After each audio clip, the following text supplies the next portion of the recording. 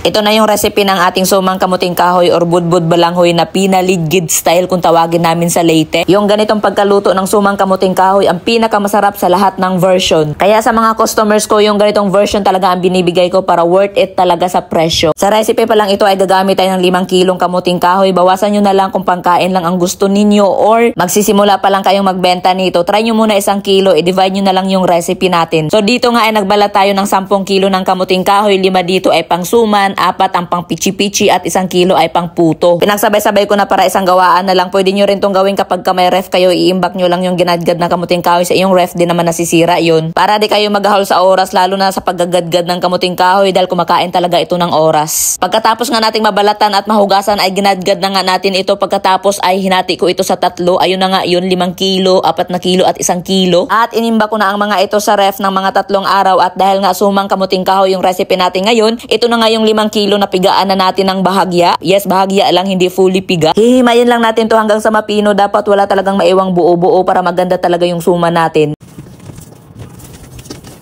Pagkatapos mahimay partially ay nilagay ko muna ang kalahating kilo ng brown sugar at hinalo ng hinalo hanggang sa magtubig nga yung asukal para matansya natin yung tubig na ilalagay natin dito dahil nagtutubig itong asukal habang natutunaw ito. Medyo mahirap nga siyang haluin gamit ang spatula kasi nga marami-rami itong ating mixture kaya naman kinamay ko ito pero huwag kayo mag-alala dahil malinis naman itong aking kamay. Medyo mamasa-masa na nga itong ating kamuting kahoy dahil sa asukal kaya naman nag-add lang ako dito ng 2 baso ng tubig. Hindi ko na naipakita yung pangalawang baso kasi sa bandang dulo ko ito inad. Pagkatapos ko nga itong mahalo ng maigi ay tinabi ko muna ito at dumako naman tayo dito sa ating palaman. Dito nagpakulo ako ng 3 basong gata at medyo pure talaga ang gatang ito dahil galing ito sa 2 malalaking niyog at kunting tubig lang ang dinagdag namin dito. Pagkatapos ay naglagay ako ng 1 cup rice flour at talagang nahirapan ako sa paghalo dito dahil namumuo yung rice flour. Kaya wag nyo tong gayahin kasi grabe talagang struggle yung paghahalo ko dito as in gumagamit pa ako ng strainer para lang matunaw yung mga namumuo. Mas maganda tunawin nyo muna yung rice flour sa gata bago nyo ito pakuluin. Kahit hindi pa ganun katunaw yung rice flour, nilagay ko na rin ang 1/2 kilo ng brown sugar at 1/4 kinugay or muscovado sugar. Pagkatapos ay hinalo ko na ulit at kung napapansin nyo ay may mga rice flour pa rin namumuo at dito na nga ako gumamit ng strainer para durugin ang mga ito. At nang mahalo ko na nga ng maigi ay naglagay na ako ng 1 basong ginadgad na kamuting kahoy para mas lalong lumapot yung ating palaman. Pagkatapos ay naglagay na rin ako ng kunting asin, mga 1 teaspoon ito para may alat-alat taste yung ating suman. At para mas lalong sumara pa ang ating palaman, nagdagdag ako ng 1 basong punong-puno na murang buko. Optional lang ito kahit wala na ito, masarap na yung palaman natin. Hahaluin lang natin to ng hahaluin hanggang sa maluto yung mga pinaglalagay natin at lumapot yung ating palaman. Patuloy lang sa paghahalo, bawal ito tigilan kasi magtutong yung ilalim at medyo control lang din yung ating apoy dito para hindi siya masunog. At medyo lumapot na nga siya, no, pero kulang pa ito sa luto dahil nakikita ko pa yung mga hibla ng kamuting kahoy. Siguro mga 20 minutes ako naghahalo dito para makuha yung ganitong consistency na hinahanap ko na para na siyang kalamay. So luto na nga ito, no. Ilipat lang natin to sa isang lagayan para lumamig at mag-form pa siya. Grabe talaga palaman pa lang ang sarap na. Nang lumamig na nga ay nakapagbalot na tayo, paspasan na yung pagbabalot natin dito. Ang servings nito ay 3 kutsara sa isang balot, 2 kutsara yung dough tapos 1 kutsara yung palaman. Sa recipe pa lang ito ay nakagawa tayo ng 90 pieces na suman. 70 doon ang binenta namin at ang 20 ay kinain namin at ginawa ko ngang sample dito sa ating pagbablog. After ko nga mabalot ito lahat ay niluto ko ito sa loob ng 1 oras sa high fire as in lumilipad talaga yung kaldero namin sa lakas ng apoy. Chirit! Pero yun nga, kahit gaano kalakas yung apoy, hindi po nasisira itong suman kamuting kahoy dahil matigas po ito kaya okay lang.